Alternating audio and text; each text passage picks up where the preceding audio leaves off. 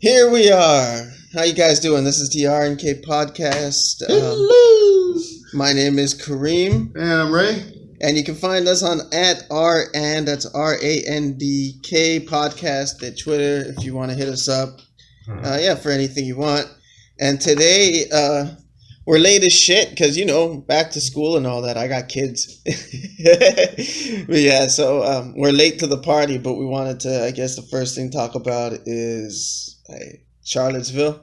Yeah, Charlottesville. We don't need to spend too much time on it. I don't need to go through what happened because everybody fucking should know by now. And if you don't, go figure it out for yourself. But so, what's your thoughts on that, Ray?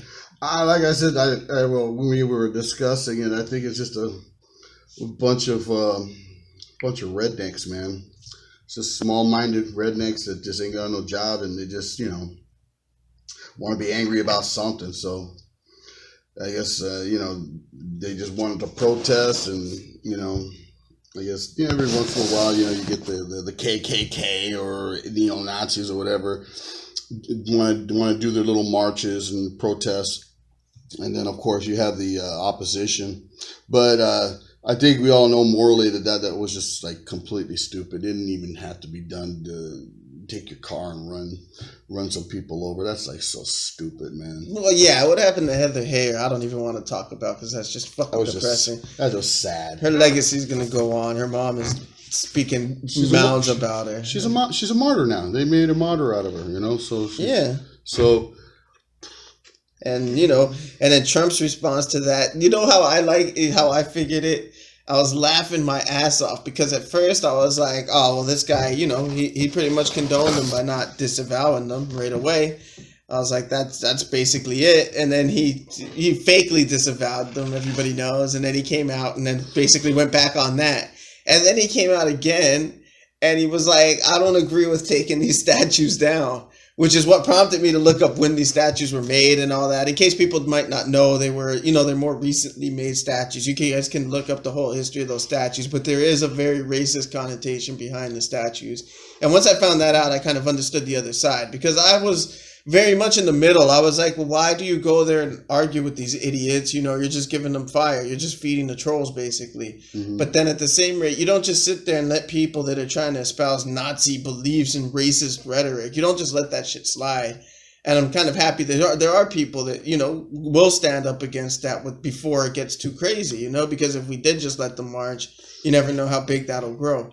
On the other hand, you know what I mean? So I was flip-flopping between it, and then I was like, yeah, but on the other hand, if they hadn't, you never know. But then once I started reading all the facts and figuring out who was to blame and all that stuff, I was like, oh, okay, then yeah, these Nazi guys were just totally in the wrong, totally the fucking blame, without just immediately saying because they're Nazis, fuck them, which is immediately the thing to say. But you can always say these guys also, jumped in and started fighting them too. Mm-hmm. Yeah, they should have because they're Nazis. That's depending on your stance on free speech, that's arguable.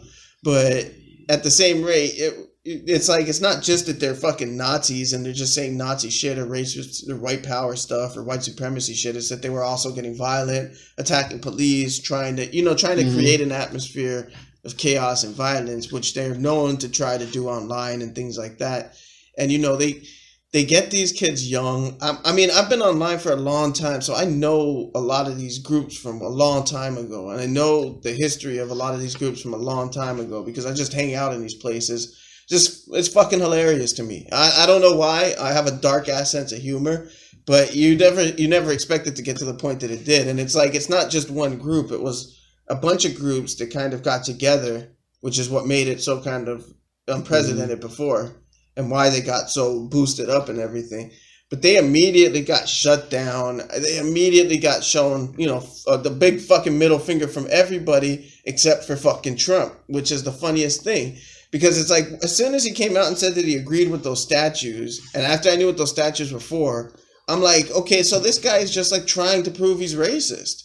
It's like he's going out of his way to say, yeah, I agree with the group of racist assholes that are shouting my name. It's not like he just said, no, I disavow them. It's not like he just ignored it anymore. Because now he actively said, I agree with them. I think that you should keep those statues up. Which means that he does agree with their fucking rhetoric. Because regardless, right, this statue thing wasn't the reason they were there. You know, nobody they weren't chanting don't remove the statue. You know, they were chanting all this racist shit. Right. So like, and they weren't there for the statue. So if he's agreeing that these statues should be fucking preserved and saved, he's basically saying that, yeah, I agree with this party. Do you get what I mean? In like a really low-key way, he is. Well, I'm going to play devil's advocate for a second here. Just a second, okay? One, Trump very rarely, what do they call it, speaks with prepared, like, speeches. He always does stuff right off the cuff. He ad-libs a lot, and he's not very good at it, okay? He's not like... He doesn't speak presidential terms, and I remember seeing that thing where he was like signing a bill, and he wanted to leave, and he couldn't because they wanted this bill signed like in front of the press. He had to sign in front of them, and while he was doing that, they were throwing these questions at him about Charlottesville, and I think his handlers, so to speak, said, "Look, don't say anything. Please don't say anything, like, unless we prepare it for you." And they were throwing and he had that first statement that he said that was like right off the cuff. You could tell. Yeah, many sides. You know, he was like just saying, because he didn't want to take us one side like over another, and then because everybody's just going to be pissed off at him. So he just said, okay, both sides, and that was the worst thing he could have said. But I'm trying to think about what his mind is thinking. And he didn't have a speech prepared or a statement prepared for him. And they were asking him questions. Oh, do you disagree with these people? And he just walked out and didn't say anything. And I think, what is his name? John Oliver said it best when he was like criticized that whole thing, saying, well, his non-response spoke volumes. And I'm like going, no. What him not saying anything was he was doing what they told him to do, is just like, look, dude, don't say anything unless we prepare something for you to say. And then right afterwards, like what he said something that was sounding a little bit more presidential. And yes, he had to disavow them, but he just like, you got to think, man, when you're president of the United States, you got a lot of shit going on. A lot of shit going on. And I'm just going to play devil's advocate. I'm going to give him a little bit of a pass on that one. But it could have been handled. What I'm saying is it could have been handled a lot more differently. You can't give him a pass on that because of immediately what the fucking, those psychos came back and said. You didn't read about that? Yeah. Duke, what was his name? Said we're going to take our country back, just like Trump said. Then I would have said, whoa. No. What I'm talking about is what they said about him walking out. You didn't hear about what those guys said? What? They were like, oh, him walking out, this is a good thing. He didn't disavow us. He didn't talk shit. They were like, God bless the president. I forget what their exact quote was, but they were happy that he didn't say anything and that he walked out. That was like a huge signal to them. It's like I said, he purposely, he started kind of innocuously. He didn't say anything. He doesn't trust the press. Anything he says is going to be twisted. It's bullshit, though, because he just speaks his fucking ass off about every retarded little detail anyway. And so the fact that he wanted to wait and say something presidential is just dumb. Like, obviously, he doesn't fucking care. He says whatever the fuck he wants, especially on Twitter, all the time. He just says whatever the fuck he wants. Yeah, and they're trying to stop him from doing that. Yeah, but it doesn't work. Nobody can control this dude. Like the tranny thing in the Army. People immediately think that that's now policy, and it's not. It was just his opinion. Yeah, and it's just him saying, like, oh, we're going to do it.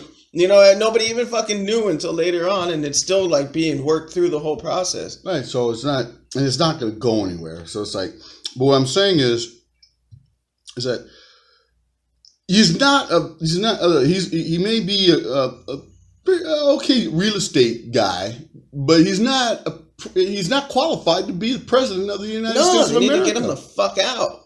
He's not qualified for that position. I'm going to be honest with you. He's not qualified for that position. When he first got in, I was like, damn, this is going to suck. But I figured, well, let's see what he does. Maybe him being different will scare up enough people to do some real change. Maybe he does give a fuck. Maybe he wants to leave a good legacy. You get what I mean? Mm-hmm. Because nobody would want to get in the position of the presidency and fuck it up as bad as he's doing. Nobody would want to do that. So I figured he's going to, buckle down and all that. And he hasn't. He just fucked everything up, and he continues to fuck everything up. See, so I'm at the point where I'm just like, he needs to get gone. That's why president's cabinet is so freaking important. You have to surround yourself with freaking intelligent-ass people and people that have the country in their best interest, not... Yeah. And the people he was picking, like, notice how he's like fired them like a couple weeks later or a couple days later. Yeah, everything he doesn't pick the right people. How he's vetting these people is amazing. I don't know how he's doing it. He vets them by loyalty, and then the second that they're disloyal to him, he just fucking kicks them out. You know what I mean? So he's too fucking emotional. Mm-hmm. He's way too damn emotional. So,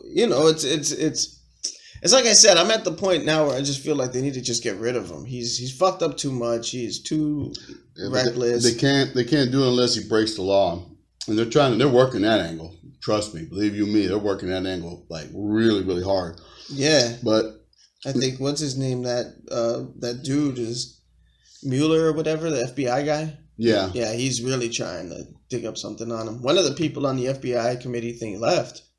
Really? Found that out. Yeah, he walked out, but nobody really knows why. Could be any reason. Now, thinking about like leaving, let's transition. Oh yeah, I was gonna say, Mr. Alt-Right himself, Bannon, he resigned, which thank God he did. And you know what? I'm going to be honest with you. I had no idea what alt-right meant. I mean, I heard of like right wing, and I heard of left wing. I know that means like liberal and very conservative is right wing, but I know what alt-right meant. So I actually,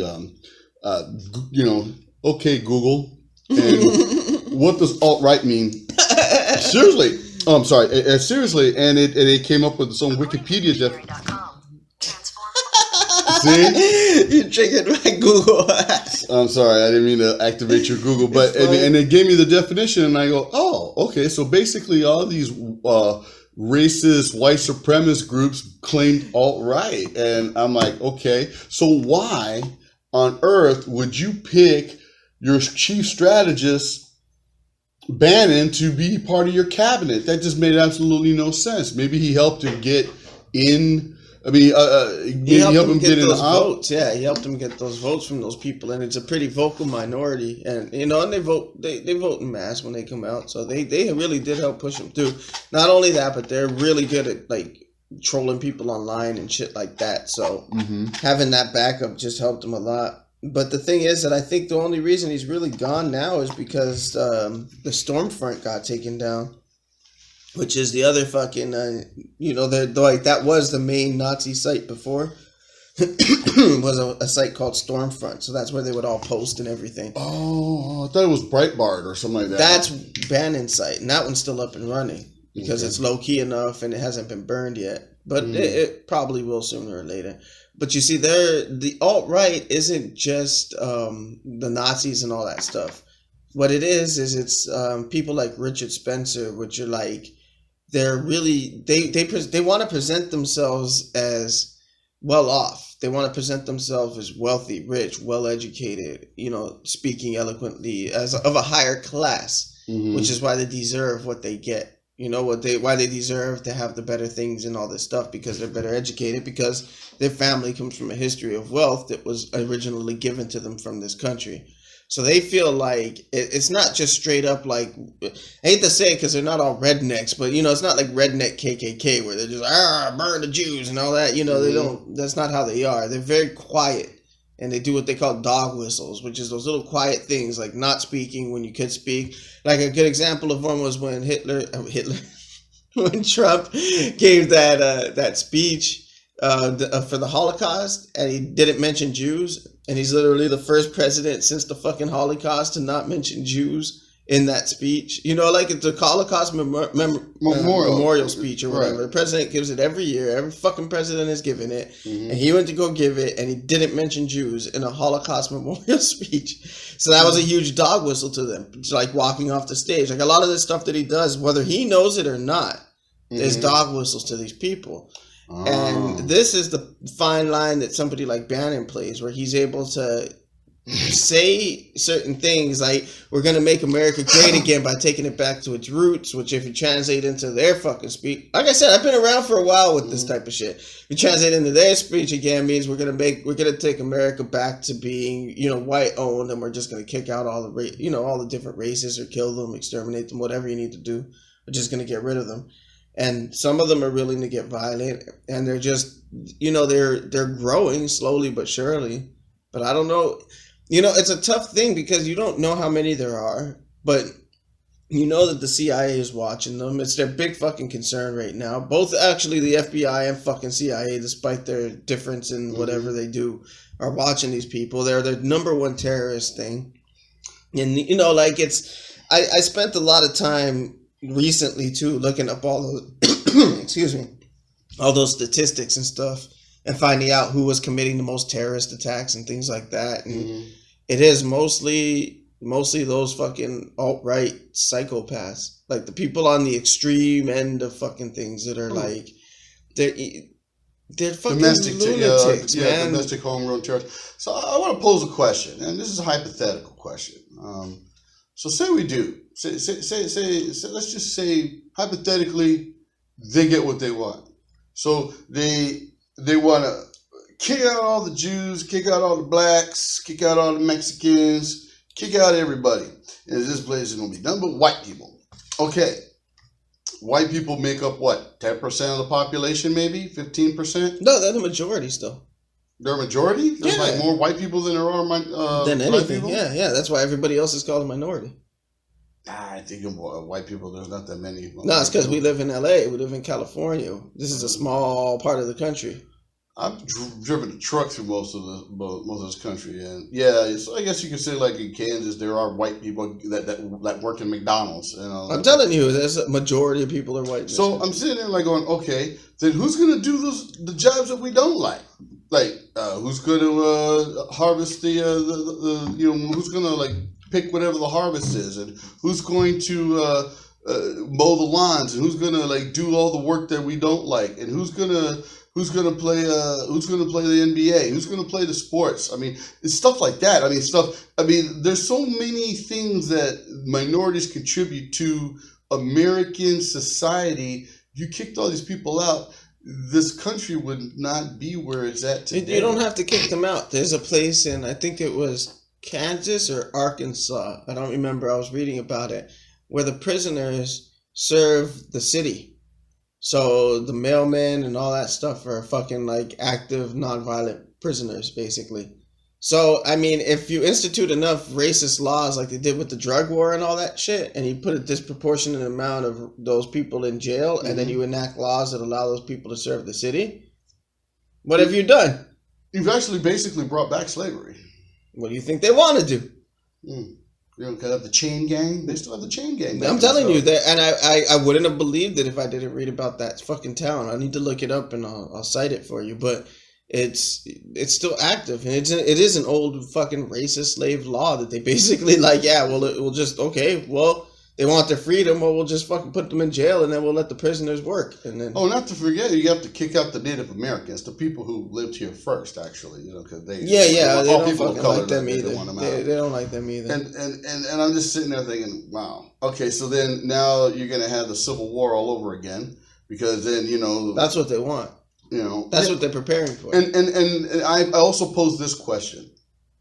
Okay, what does the Confederate they say more Americans were killed in the Civil War than any war that the United States has ever been involved in. Because you got to think there were Americans fighting Americans. So you have these memorial cemeteries. You've got Confederate cemeteries, and you've got regular like Union or Federal. They call Arlington National Cemeteries, where a lot of the Union soldiers were buried. You got all these different types of memorial cemeteries, regardless of how you look at it. Remember, I was telling you the weapons that were used back then. They were, I mean, cannonballs didn't freaking explode back then. They didn't use explosive ordnance back in those days. Yeah, bullets weren't and hot. so when you got shot, I mean, literally, I mean, you got blown to pieces. I mean, you got not blown, but I mean, like literally shredded apart. I mean, it was a horrible, horrible war, and the wounds were so difficult to operate on that you were just basically hacking people's limbs off right there. And they were lucky if they survived that process of amputation. So a lot of those soldiers died, regardless of what side, Union or Confederate. So it was an ugly war. I wish it never had happened, but it did. And okay, and even to this very day, I think it's like certain parts of the year, certain times of the year, they have Civil War reenactments. Yeah, where they reenact certain battles. Yeah. Like, you know, some guys that dress up as Confederate soldiers, and some guys that dress up as Union soldiers, and they have, like, you know, they reenact the battle for people who want to watch it. So regardless of how you look at it, there was a Confederate army that fought against the Union army. So what's the big deal of putting up a memorial for them? Those people who died. That's the thing that was my point. Like I was telling you before, but it's not about those. It's just about those specific memorials. Like now they're taking it too far in my book, because now they're starting to take down Robert E. Lee statues like here in LA and shit like that. But it depends, because certain statues were erected as reminders to black people that they were, although they were getting their freedom, these people in these towns weren't happy about it. You know what I mean? And all these white supremacy groups and things like that, under, again, the guise of legality, they put up these things. It's what these people like to do. It's like I said, once I saw how they operate, I started to, that's why I don't but see, you missed the whole point of the question is, what does neo-Nazism and white supremacy have to do with those statues? The Confederate Army. It doesn't have to do with the Confederate Army. It doesn't. There were no Nazis during the Confederate Army. It doesn't have anything to do with the Confederate Army. This is where, like, people that are new to this, people that haven't been around this whole fucking situation for a while get misconstrued, is that they use the Confederate flag as their flag. Do you get what I mean? Right. They co-opted that shit. The same way Nazis co-opted the swastika. It wasn't a fucking evil symbol until they made it one. Right. To this day, I think the Swedish still fucking use it in their Air Force. Because it's not, you know what I mean? They tilted it. They made it a fucking racist ass symbol. And they did the same thing to the Confederate flag. So now when you see Confederate flags, they're there because most of the time it's because these people are trying to signal to each other, hey, yeah, fuck everybody that's not white. You know what I mean? Right. It's not what it was before. Like to you and me, or not to you and me. Or someone who's a student of history. To you, it's just a flag and a representation of a fucking army that doesn't exist anymore. Right. Like, oh yeah, But what it stands for them is like, even though this wasn't just about fucking race and wasn't just about that, it was about money tied with slaves, tied with trade, tied with how to operate overseas, a lot of different factors fed into this war.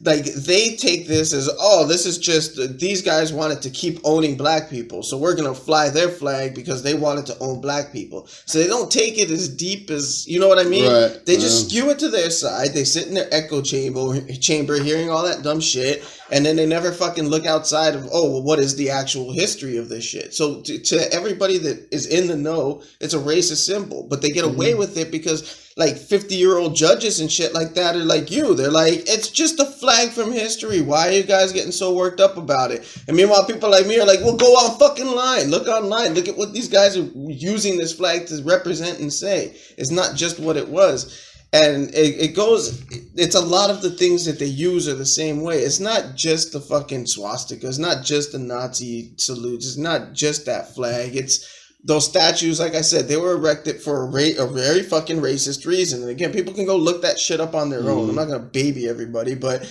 they were erected for a very racist reason. And if you agree with having those statues up and you know the reason they were fucking put up there, then you agree with racism.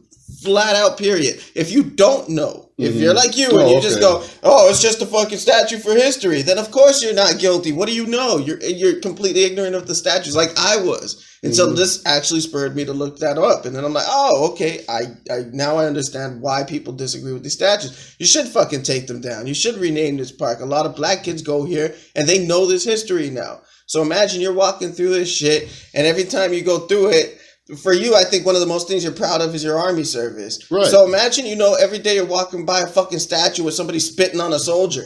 You know what I mean? Like, eventually you're going to be like, oh, fuck this. Take this down. It's just annoying to see every day. Like, okay, I cannot look at it, right? But what if my class is right there? What if I just want to hang out at the park? Why do I have to be reminded that, my ancestors were slaves, or that, some people still agree with this fucking shit? And now it's like, you know what I mean? It just boils over to this point. That's why these people are out there against these guys. And that's why these guys want to keep it, because they want to keep that symbol of oppression. And not just that, it's not that they want to keep the statue either, because like I said, it's not so much about the statue. It's just that they wanted an excuse to go there and argue and to start some shit. Right. And they found it by, like I said, tricking a bunch of people that aren't in the know to say, oh, well, we just want to peacefully assemble here, But it was all bullshit. Because, I mean, if these people, like, okay, and I was like, when I was mentioning offline anyway, it's like, okay, see, these people, like, they claim the white supremacy. Let's talk about that for a second, okay? To be white means you're from the Caucasus Mountains, okay? The Caucasus, which is like, it's a mountain range out in, like, somewhere up in Asia. It's like and I guess that's where, like, white people are supposed to originate, the pure white people. Okay, but let's go back a few years. I mean, way back. Okay, you've got the Saxons, you've got the Vikings, they were called Germania. Yeah. I mean, you had all these people that were all white, but you know who they were all killing and raiding and fighting each other like crazy. Yeah. Like the Vikings, and they used to go on. I mean, if you ever watched the television show, the series of in history, the Vikings regularly raided England and raided Paris, France. A lot of people got killed. A lot of people died, and it was all for stuff. Yeah. Money, treasure. They had nothing against the English. They had nothing against the French, but they had gold, and that's what they wanted. They raided the churches because that's where they kept a lot of gold stuff. So they could care less about the one true God. I mean, they had Thor, and they had what was that guy's name? Odin. Yeah, Odin and Valhalla. All they wanted was gold, because they believed that when they died, they were buried with their treasure, that they had treasure that would go with them to their heaven, or Valhalla. And please excuse my point. Hold on a second. Yes, Josh. Yeah, so as Ray was saying, most of the people there were most of those cultures that came from there. The white identity thing is kind of a whole disparaging bunch of weird nonsense. And not that I don't agree with people not having an identity. I think that the whole thing with them is that they have their identity wrapped up with being white American, and they're forgetting that in their history, they come from a history, a place of where a whole bunch of different groups were coming together to coalesce and kind of homogenize into this one group, I guess. I don't know how they really write that off. But, at the end of the day, I think that it's a tough thing to say that you have white identity. So what makes them morally superior to anybody else anyways? It doesn't matter. I think people are people. I think that it's white American identity. That's what I was just saying. I think that it comes from them saying that, oh, I'm an ancestor of like old white America, like old money America. Okay, let's do a little bit of history here, people. Okay, back when the 13 colonies first originated, they needed money, they needed funding. Well, guess what they found out that grew really well in the South?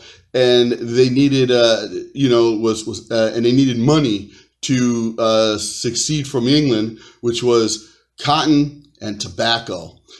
That's why tobacco was such a big industry, was such a big industry in this country, and why people are fighting it to this very day, and why they have so much power and lobbyists in the government is because tobacco, Europeans love tobacco, and they needed cotton for clothes, and that stuff grew very, very well in the soil of the South.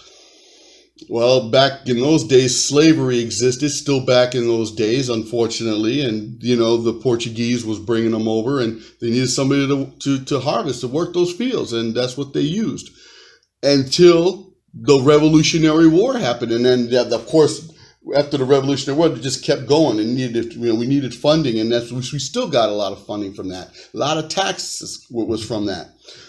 So you guys got to really remember that was all about money, and getting this country up and running was through trade with Europe. Yeah, and the Dutch, the Dutch were like the main. Believe it or not, the South was originally France. Yeah, you remember Louisiana Purchase people? Yeah, that's why they talk like that. That's the way the occasions and stuff. I guarantee, that kind of stuff. So what I'm saying is this: okay, what's supposed to make you morally more superior? Because what your great granddaddy used to own a plantation and used to sell cotton in Europe and used black people to harvest the fields, and then eventually they were emancipated. Okay, great. So now you're not a slave owner anymore. That still doesn't make you morally or racially superior to anybody. Just means that you'd have to pay them. They believe in that. See, and I think that a lot of those white people back then, because a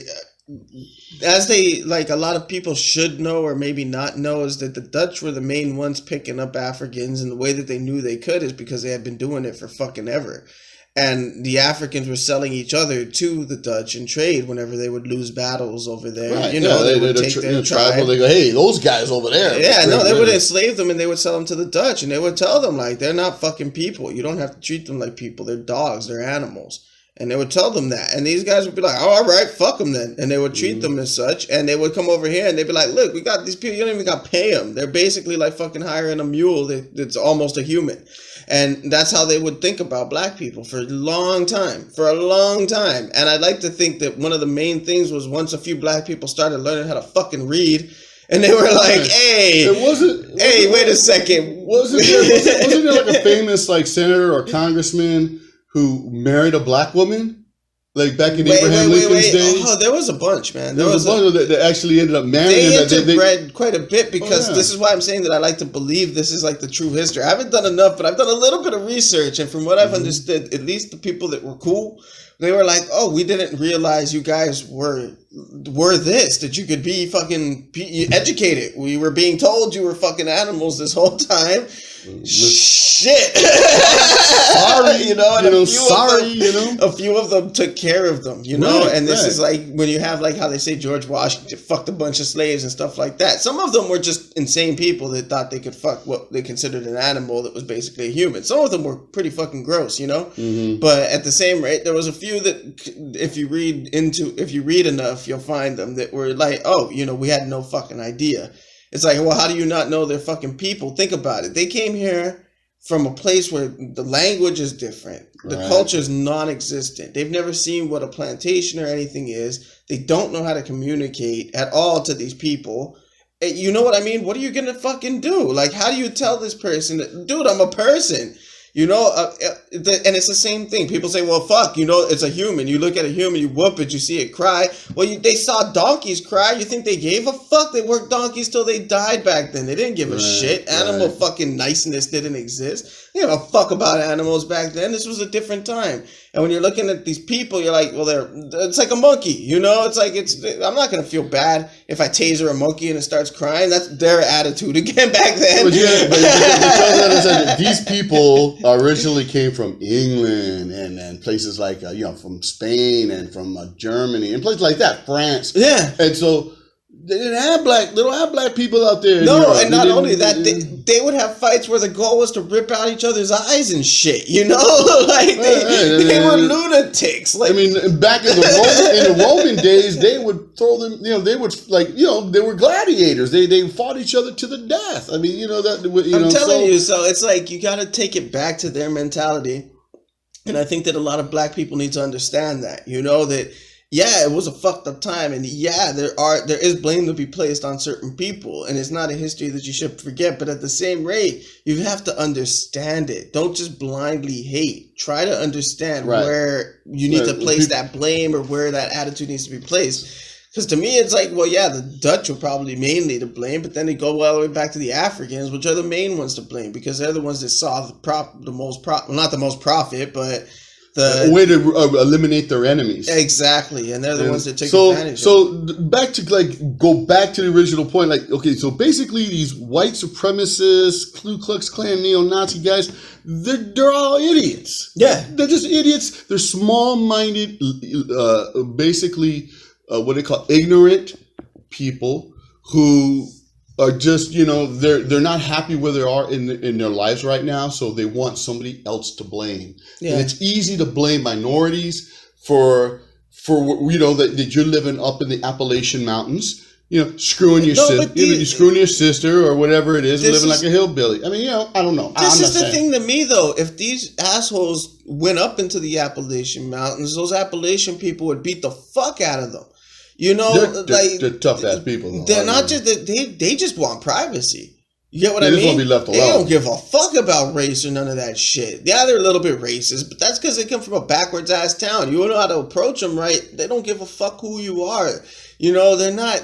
They're fucked up. They have a fucked up life right now, and they're the ones that need help. All these white kids on opioids and shit need help. Nobody's trying to help these fucking people. I think this is another thing that they bitch about, but I don't think it's not those people that are complaining now. This is what I'm trying to say. These alt-right people are more like they're trying to be high class. They're trying to present themselves as high class. The first thing that they wanted to do after this rally, we were like, it was a good rally and everything, but next time we need to do more image control. We can't have these guys with the scraggly hair and the fucking... They need better PR. Looking like motorcycle jackets and all that, looking like bums and shit. No, they're like, we need to present ourselves as better than them.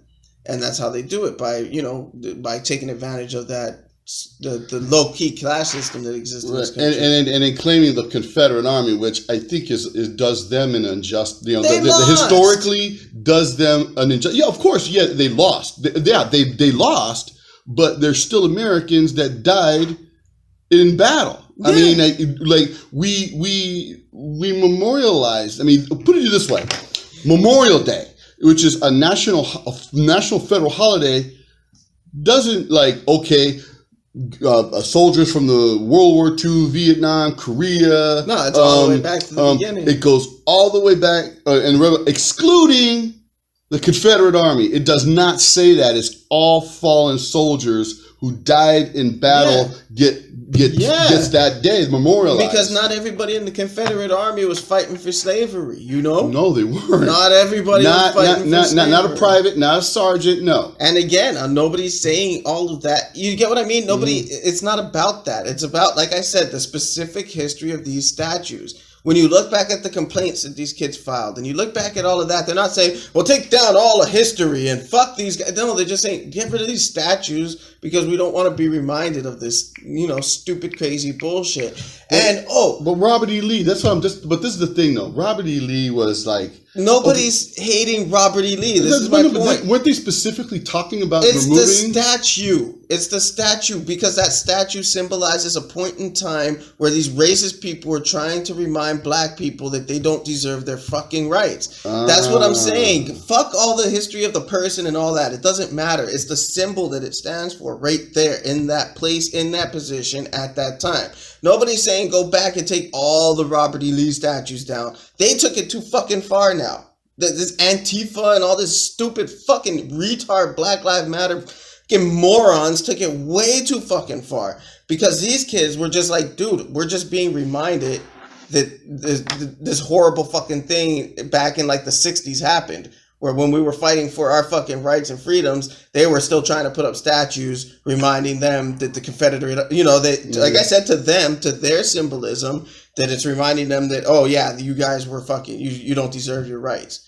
And again, it's all that symbolism wrapped up into it. So once you understand all that, it puts a different light on the subject. It's like, oh, okay then, fuck yeah, get rid of that statue. And they didn't want to remove it and destroy it. They wanted to remove it and put it into a fucking museum. A museum. So that's who the fuck cares? I mean, I have no problem with that. Like I said, it's not about the statue. But I'm trying to think, like, why are people you already said that, but it's like, okay, but Robert E. Lee was an important. He was the general of the opposing side. Nobody's saying to forget Robert E. Lee. Nobody's saying that. They're saying get rid of that stupid statue because that statue doesn't represent Robert E. Lee. That statue represents that a symbol. Yeah, there might of be some people that are like, yeah, fuck Robert E. Lee, but that's their personal. They read up on it. They don't like him. That's their beef. But the majority of it was just. So does that mean you have to kind of like burn all the tapes of Dukes of Hazzard and then and you got to change the name of that car? Only if you're an asshole, because the thing is that's not that symbol at that point. That was just used in that show as just the fucking, hey, yeah, look, it's the Dukes of Hazzard. It was their little thing. You know what I mean? It was harmless. Symbols only represent what they mean to certain people. Do you get what I mean? And everybody, it's art at the end of the day, and everybody's going to interpret that art in a different way. Right. So when a group of people is interpreting it into an offensive way, and another group of people doesn't want that to be offended in that way,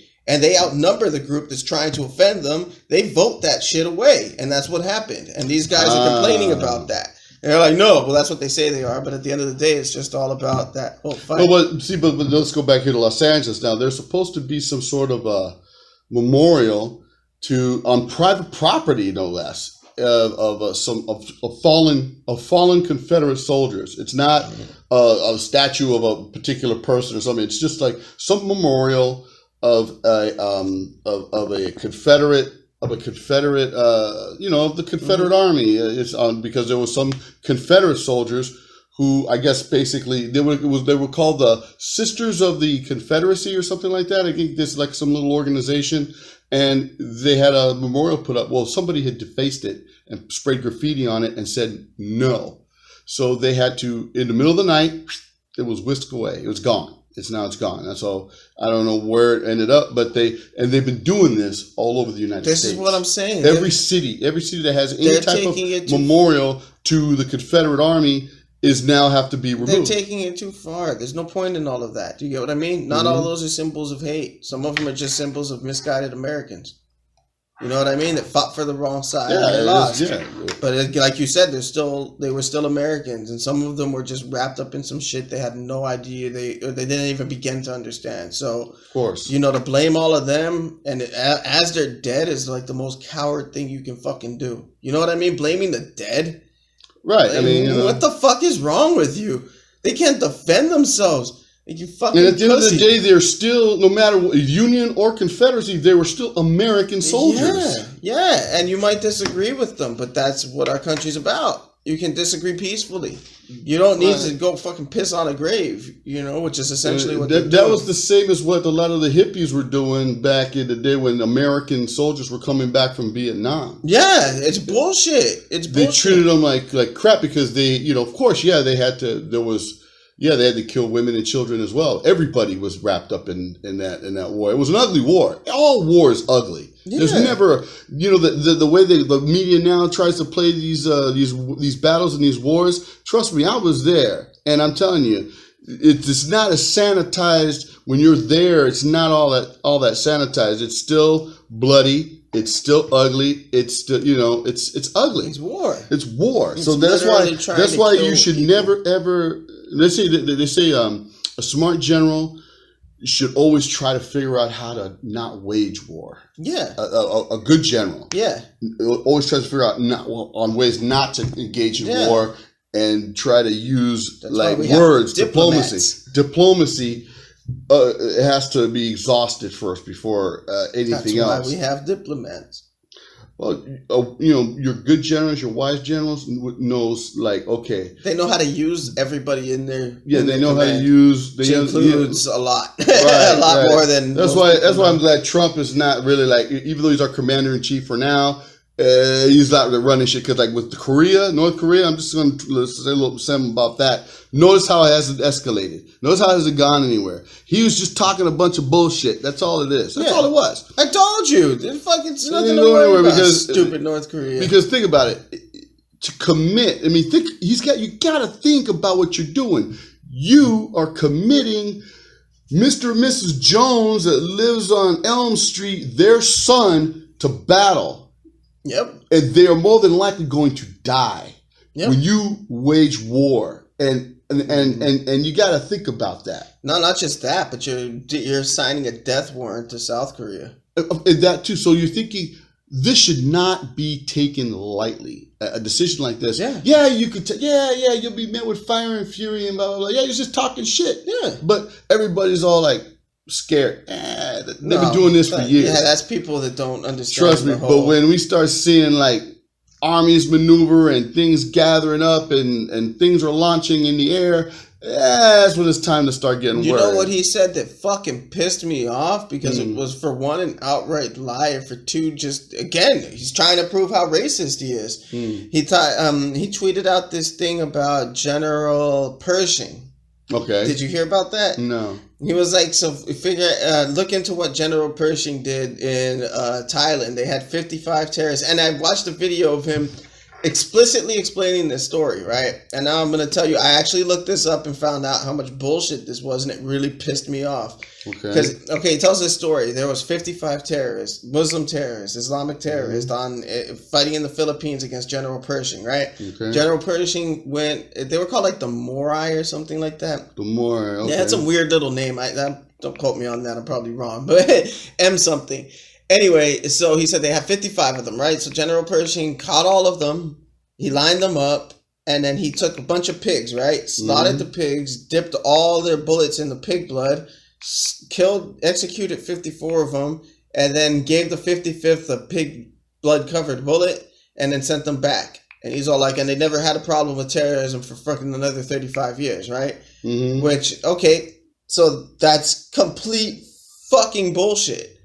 When you look up the story, how General Pershing actually dealt with Filipino. When you look up the story, right, and you start reading his letters that he was writing to the general of their side, he was trying to disarm them. He was going over there, right, and he's telling their people, their leaders, he's like, just give us all your weapons, like, we don't want to fight you guys. We just want to hang out here for a bit, and we don't want to have to fight you. So give us all your weapons so we know that we can be peaceful. And they're like, no. And he's like, all right, well, fuck it then. We'll move along and we'll just, we'll try to do what we can. And he's writing letters where he's like basically saying, oh, we want a peaceful resolution to this. We sent out soldiers to your camp to go, secure you guys and, check you out, make sure you didn't have anything that we didn't agree with. And you guys attacked our men on the road. So we had to kill you. We killed 17 of your soldiers. You can go pick them up at whatever spot. We don't want to desecrate your body. So we put 17 soldiers there. Go pick them up. We'll try this again. Then there's like another letter where he's all like, yeah, my soldiers were walking down the path and your guys came and attacked them and we slaughtered another 15 of them. I'm so sorry that we have to keep doing it. You know what I mean? He's writing these letters apologizing to their leaders for having to fucking kill all these people.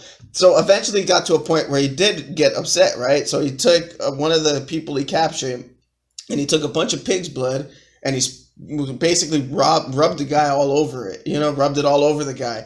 And they sent them back to his leader and he said, if you guys don't fucking start behaving or doing what we say we're going to do this to all of you so none of you have an honorable death.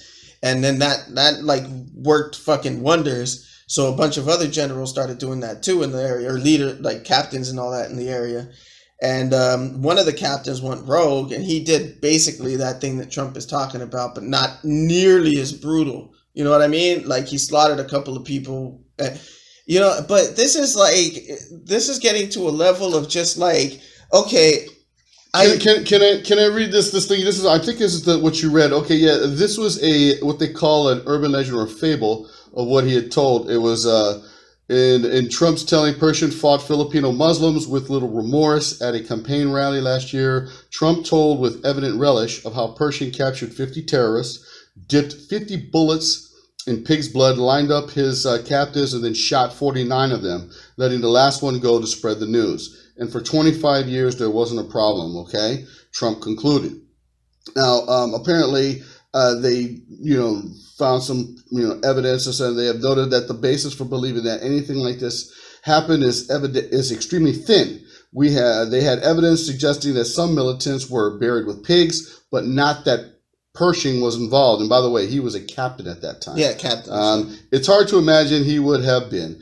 Though he did not shirk from battle, Pershing proved remarkably sympathetic towards Filipino Muslims called Moros as a whole. He made diplomatic visits to them, making a point of going unarmed. He ate their food, learned their customs, and counted some of as strong personal friends. He studied their language to the point where he boasted he could take low-level meetings without an interpreter. In return, Pershing was elected a datu, a position of respect and leadership in Moro society. He was the only U.S. official to be so honored. Pershing's papers at the Library of Congress contain this transcript of an extraordinary meeting that Pershing, by then the governor of Moro province, held with Muslim leaders in the region. For Pershing, it was a visit with old friends. Okay, so then he goes da da da da da da. So basically, that didn't happen. It's a complete insult to what he was. It's not only that he lied; he insulted a guy that was friendly toward these people and was rewarded for it, and is showing you what you should do. Remember I told you, wise generals figure out a way not to fight. There's generals now that are trying to explain this to other fucking generals and leaders in the area that, dude, learn who these people are. Involve yourself into their culture. Become like them, because then you can, they'll trust you and they'll point out the ones that are bad. And then they'll let you take them. And they won't argue with you. They won't fight you, and they won't fucking look at you as an invading force. But when you come in, they're like, fuck you guys, I'm American. And you just start shooting people.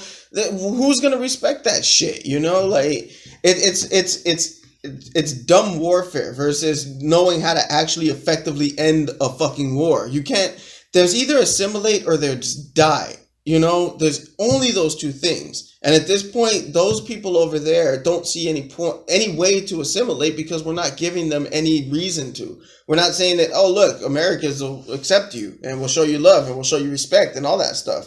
They're just saying, fuck you. And then he does things like this ban and all that shit. Man. And it's like, fuck you. And that's just making more of them go, oh, well, I guess we got to fight or we're going to die, because we can't, they're not even going to let us be who we are. You know what I mean? It's like, it's ridiculous. The message that they send to the Islamic community is fucking ridiculous. And this all comes from shit like what the Israelis do to terrorists over there. It's fucking insane.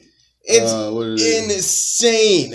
It's insane. They'll tear down their families' houses. Oh, yeah. They'll fucking sew their heads on pigs' bodies or inside pigs' bodies and bury them like that. They do so fucking much, man. They have this thing called aim to maim, which is like shoot them all in the legs or crotch or wherever you can, just so you don't kill them, to the Palestinians. They do so much fucked up stuff. And that's where these people are learning that from. It's like, this is the way you treat them. But they have a whole history of religious belief that lets them get away with fucking all that bullshit. But I don't agree with it. I don't agree with them getting away with it. I firmly believe that you can be pro-Jewish without being pro-Israeli, or pro-Israel. But like it's a crazy thing that like they're picking up like all this like bad, too much confrontation. It's like obvious that you don't want to end the war, because there's smart people that could end this war. Oh, of course. They could actually bring peace to that whole fucking area if given enough resources and this is what I don't understand. Okay, they go, okay, look, you guys, the Palestinians, you can live over here, and then we'll live over here, and then you start building apartment buildings, and they call them settlements, and you start building like housing tracts right where you told them they can live at, and you're pushing them out. So what was the point of giving them that land? That's like giving the Native Americans, their little reservations, and then start building apartment buildings and shit right there. Yeah. That doesn't make no sense. No. And so, of course, they're going to, retaliate. Yeah. So what you're doing is you're putting gasoline on a fire, man. These people got to live somewhere. Yeah. They got to, where do you expect them to go? Yeah. They were already. You know what? When the British brought the Jewish refugees from Germany and from Poland and all these places, they brought them to Israel because basically, England owned half the world anyways. But there were Palestinians already there. Yeah. And they go, okay, they brought them on the ships. Okay, guys, here's Israel. You guys figure it out, sort it out, but share it, And for some reason, they have been at each other's throats since, and they can't get along. So, and the Brits are like, you know what, man, we don't want to be involved here. It's a lot, and the thing is that if any of us talk about it, the immediate thing everybody says is, well, you're not over there. You don't know, blah, blah, blah, blah, blah. But I don't. And I'm not basing it on opinion, but I'm just saying, I'm stating what's going on in history. It's if you look at both sides, right? Okay, let's look at just a point blank argument, right? Mm-hmm. Let's just say there's an argument, right? You look at one side, and this guy escaped a place where he goes, these guys are trying to murder me every day. They took my land. They make my water taste like shit. They're petty. They constantly just harass us. They want us out of this area, even though they tried to give it to us, and now we're surrounded by them, so we can't leave in any direction without them trying to shoot our dicks off. Mm-hmm. So I don't want to, I escaped this area, and it's pretty awful, right? And then on the other end of that argument, you have somebody going, oh, that's all bullshit. These guys keep attacking us and they're trying to blow us up and all of that, right? And then on the further end of that argument, you have people going, they're fucking not even human. They're dogs. Why do they have a right to complain? Who do you think in that range of people is telling the truth? The guy that escaped has nothing to gain. Except maybe saving some of his friends from the same bullshit that he had to go through. And the people on one end are historically just treating them like animals and with repeated offenses. And people still say, well, you might not know what's going on. No, I don't know what's going on. But then again, there's a thing called human rights. And people like, okay, they say this. I'm just saying that this is what I've heard. Yeah. That Israel is a really big violator of Palestinians' human rights. Oh, yeah. And so, but to bring that up to the UN would be tantamount to, oh, you're anti-Israeli or you're okay. So you can't. Let me explain. That's a faux pas. Let me explain a little funny something to you about the fucking UN and what happened before Obama left the office. Is that every year the UN has this vote, right, on whether they're going to support. Basically, if I understand it right, I'm probably wrong about this, but if I understand it right, it's like, do you guys agree with the way that they're handling the situation over there? Do you feel like they're violating human rights, right? And for the last whatever many years, bunch of years, every president has vetoed that thing, They vetoed their, they're saying that they're violating human rights, right? Right. And so there's some rule like that. Like I said, I'm getting it wrong, but there's some rule that every year the U.S. vetoes in the UN. And so right before Obama left, that vote came up, right? And he didn't veto it this time. They didn't veto it. So that was like a big-ass middle finger to Netanyahu because Obama knew what big slap in the face. He knew what he was doing. He was the president. He got all the intel. He went over there. He met these people. He knew more than any of us know about what's really the fuck going on over there, and he refused to support it. So again, it's like I don't know exactly what's going on, but I just say this. Look, these people don't have a country, and I'm going to tell you this, and this is like from what I heard, that nobody wants them. Mm-mm. Look, the Syrians, the Egyptians, wherever they if they were to gather in mass and say, okay, we're leaving Israel, let's leave Israel to the Israelis, and they go somewhere else, those people don't want them, so they have nowhere to go. So give them a little piece. Give them a slice. Give them a slice of land and say, okay, look, guys, you can go over there. But then you got to help them. You got to, help. They need electricity. They need infrastructure. They need, They give them all that and they fuck with it. They give them all that and they fuck with it in petty little ways. What are you talking about? Israel does? Yeah. So why don't you just let them be and let them prosper? Give them like some seaside property so they can trade. Because they're taught from when they're very young that that's wrong. That they're not, that they're their enemies, basically. That they'll do anything they can to kill them. Blah, blah, blah, blah. This is why I'm not religious. I think it's more than just religion. I'm just thinking, look, if you give them, like, be nice to them and say, look, we're going to help you guys out, like, because that would be like how we treated Germany. Now, Germans weren't very nice to us during World War II when they captured us. Yeah. Okay, so, but still, after we defeated them, after they were beat, even the Japanese, we helped them out and got them on their feet, and said, okay, we're going to make sure that you guys get on your feet. We'll establish trade with you. That was the example, I think, that we set for the rest of the world. Yeah. Why can't they do the same? Okay, let's have a peace treaty, and then we will help you guys out until you guys get on your feet, and then you do you, and we do us. Because of years of indoctrination, it comes from an ancient belief. And I can't even wrap my brain around that, man. It's hard to, but it's the 100%. Everybody goes, well, why do they do this? Why do they do this? And nobody has an answer, but that's the fucking answer, man. You take it back to it's a religious state. Mm-hmm. It solely exists for this one group of religious people. That is the oldest monotheistic religion in existence on a scale that matters. Right. There's probably some weirdos out there that are still playing to like the old Sumerian god or whatever. But there was, so it's the oldest monotheistic, meaning the originator of Christianity, Islam, everything came from this source material. Right. Right? And they're being, from the time that, immemorial basically, they've been described that this is their land.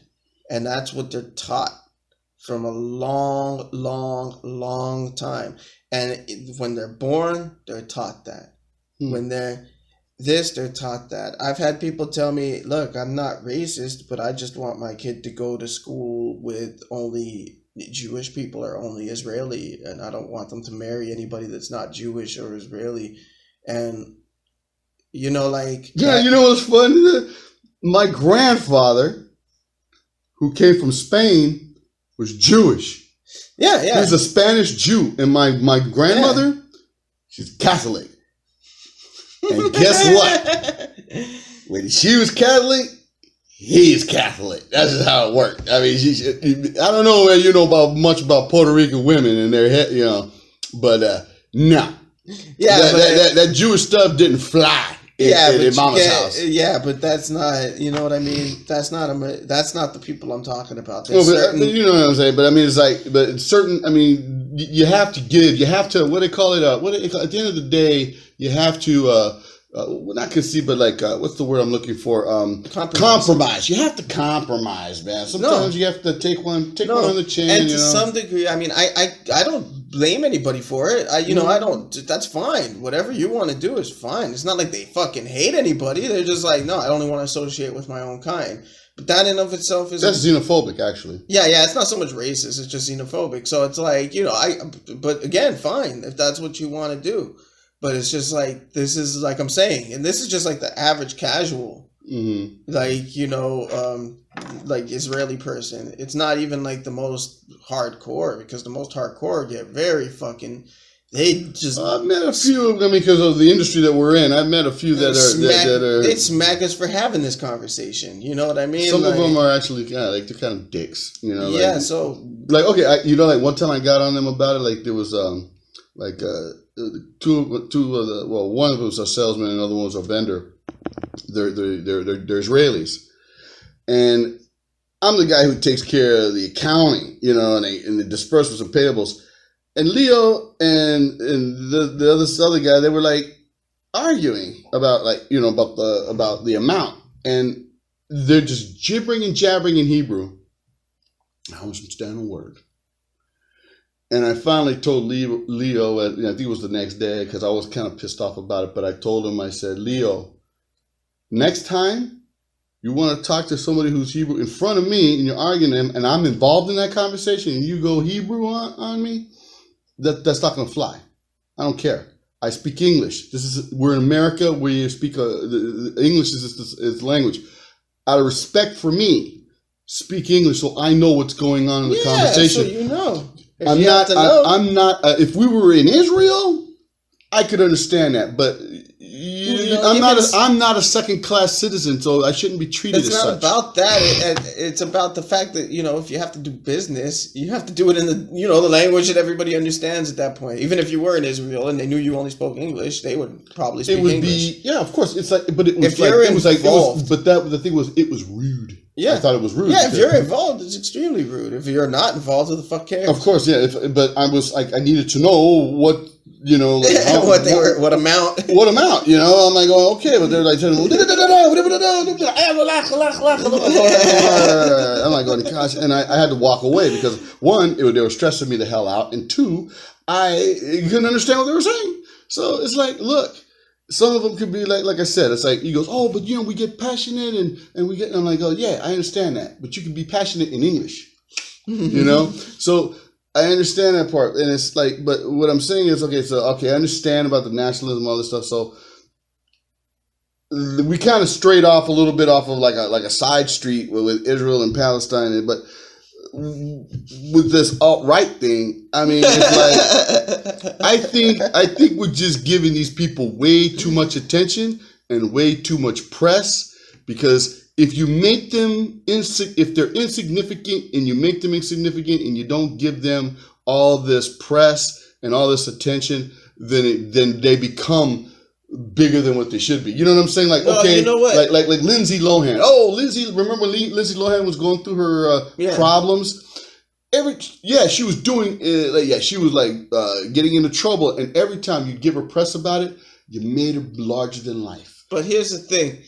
Is that it's that like I said, for the majority of this country's time, domestic terrorism from these types of people has been the biggest problem. Right. So I'm sure FBI's we're watching. That's what I'm saying, but they've been low key because the rest of the world the rest of the country seems to think that Islamic terrorism that happens once every 40 fucking years is the biggest problem in this country.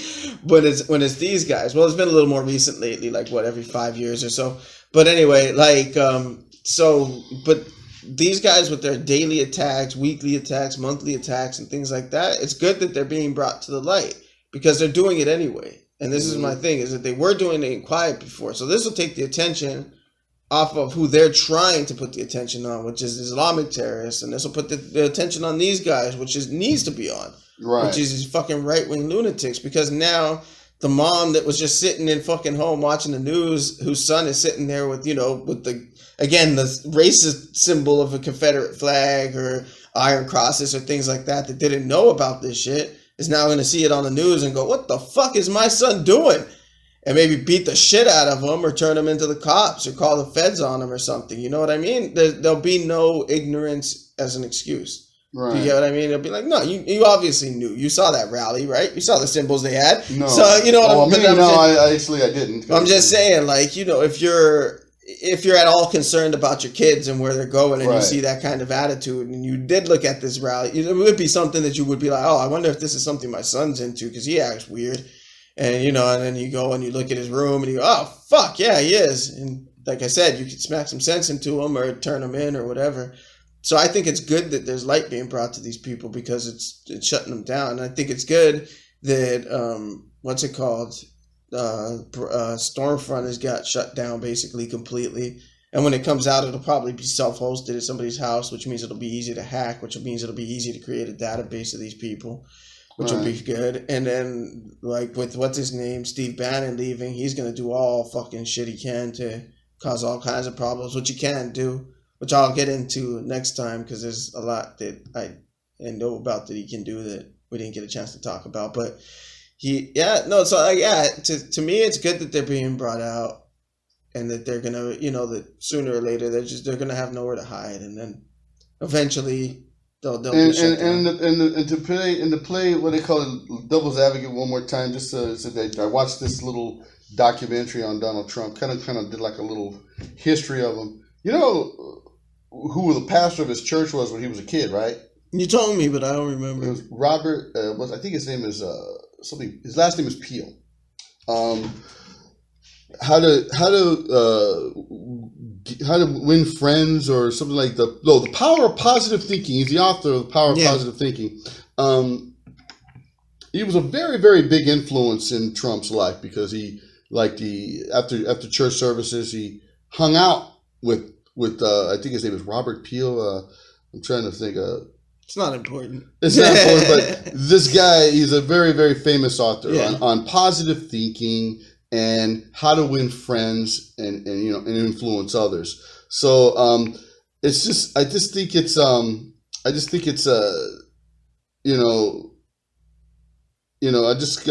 think it's like weird that this guy Trump, people are painting him as like some sort of anti-Semite, like a racist and stuff. I just don't buy it, man. Somebody who grew up as a kid following this guy's, and he was a pastor. This guy, I'm trying to find the guy's name. This guy was the pastor of his church when he was a kid, and anybody who's a pastor of the church doesn't have that type of that stuff in him. Yeah, they do. I wouldn't think. No, this guy doesn't strike me as somebody. What the hell was his name? Something Peel. And even if that guy was an influence to him, it doesn't mean shit to who Trump is now. He doesn't fucking give credit to anybody.